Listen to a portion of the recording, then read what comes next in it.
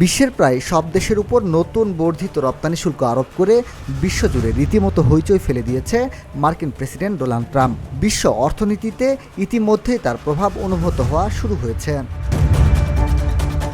গত ২ এপ্রিল যুক্তরাষ্ট্রের সঙ্গে বাণিজ্য সম্পর্ক আছে এমন সব দেশের উপর বর্ধিত রপ্তানি শুল্ক আরোপ করেছে ট্রাম্প। এর মধ্যে মৌলিক বা বেসলাইন ১০% শুল্ক আরোপ করা হয়েছে যুক্তরাজ্য, তুরস্ক, সিঙ্গাপুর সহ ১২টি দেশের উপর। বাকি দেশগুলোর উপর আরোপিত শুল্ক ১০%-এর বেশি। সবচেয়ে বেশি শুল্ক আরোপ করা হয়েছে ভিয়েতনামের উপর। বাংলাদেশের রপ্তানি পণ্যের উপর ধার্য করা হয়েছে ৩৭% শুল্ক। ৫ এপ্রিল থেকে বেসলাইন শুল্ক সংগ্রহ শুরু হয়েছে। যেসব দেশের উপর ১০%-এর বেশি শুল্ক ধার্য করা হয়েছে তা সংগ্রহ শুরু হবে ৯ এপ্রিল থেকে। অনেক দেশই এরই মধ্যে বর্ধিত শুল্ক প্রত্যাহার বা স্থগিতের অনুরোধ জানিয়ে বিভিন্ন কূটনৈতিক পন্থায় যোগাযোগ করেছে ট্রাম্প প্রশাসনের সঙ্গে। তবে যুক্তরাষ্ট্রের প্রেসিডেন্ট জানিয়েছেন এই ইস্যুতে তিনি অনমনীয়।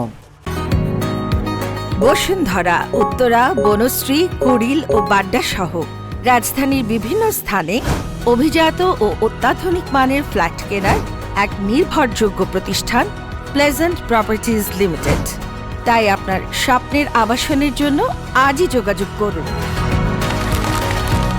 Pleasant properties limited, where destiny matches eventually।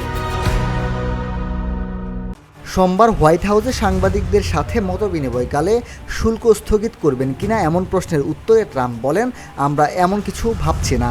আপাতত শুল্ক স্থগিতের কোনো পরিকল্পনা আমাদের নেই। এমন অনেক দেশ আছে যারা আমাদের সাথে বাণিজ্য চুক্তির জন্য আলোচনা করতে আসছে এবং তারা ন্যায্য চুক্তি করবে এবং কিছু ক্ষেত্রে তারা প্রচুর শুল্ক দেবে। আমরা ন্যায্য বাণিজ্যিক সম্পর্ক চাই। মিনহাজুল ইসলাম, ভিওডি বাংলা নিউজ ডেস্ক।